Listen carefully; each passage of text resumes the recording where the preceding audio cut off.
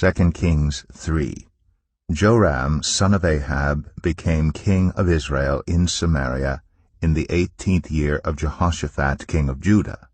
And he reigned 12 years. He did evil in the eyes of the Lord, but not as his father and mother had done. He got rid of the sacred stone of Baal that his father had made. Nevertheless he clung to the sins of Jeroboam, son of Nebat, which he had caused Israel to commit. He did not turn away from them. Now Mesha, king of Moab, raised sheep, and he had to pay the king of Israel a tribute of 100,000 lambs, and the wool of 100,000 rams. But after Ahab died, the king of Moab rebelled against the king of Israel. So at that time King Joram set out from Samaria and mobilized all Israel.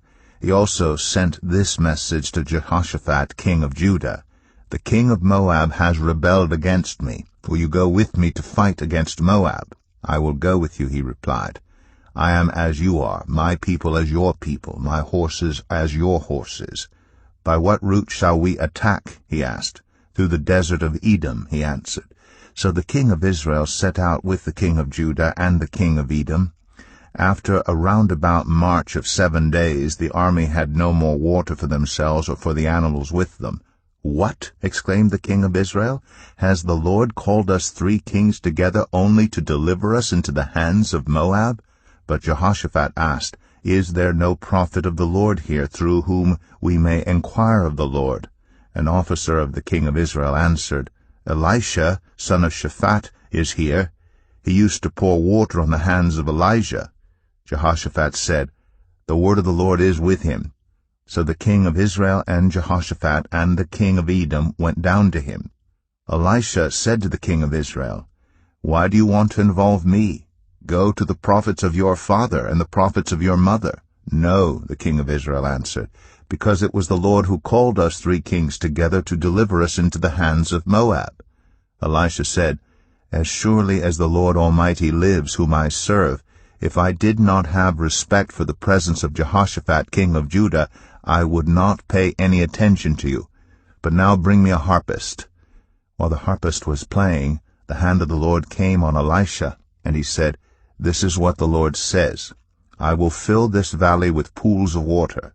For this is what the Lord says: You will see neither wind nor rain, yet this valley will be filled with water, and you, your cattle, and your other animals will drink.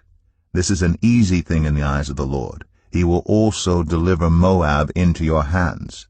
You will overthrow every fortified city and every major town. You will cut down every good tree, stop up all the springs, and ruin every good field with stones." The next morning, about the time for offering the sacrifice, there it was, water flowing from the direction of Edom, and the land was filled with water.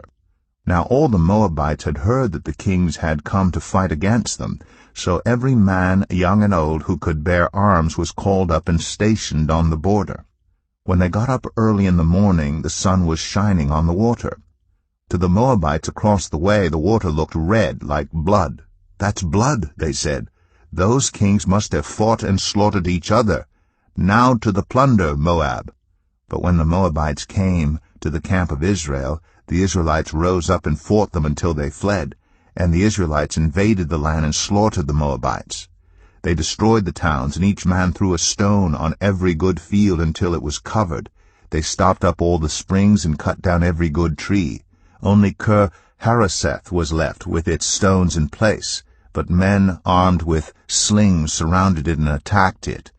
When the king of Moab saw that the battle had gone against him, he took with him 700 swordsmen to break through to the king of Edom, but they failed. Then he took his firstborn son, who was to succeed him as king, and offered him as a sacrifice on the city wall. The fury against Israel was great. They withdrew and returned to their own land.